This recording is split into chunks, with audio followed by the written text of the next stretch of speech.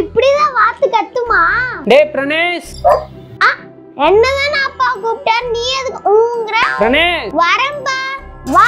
உன்னைய அப்பாட்ட இன்ட்ரோடியூஸ் பண்றேன். கூப்பிடுறேன், உள்ள என்னடா பண்ணிட்டு இருக்கா?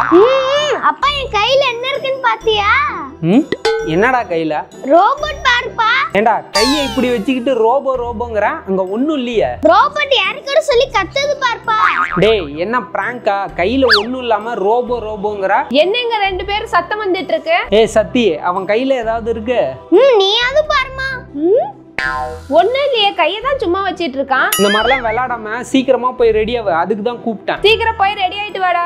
நீங்களும் போய் ரெடி ஆயிட்டு வாங்க. என்ன யாருக்குமே தெரியலன்னு சொல்றாங்க?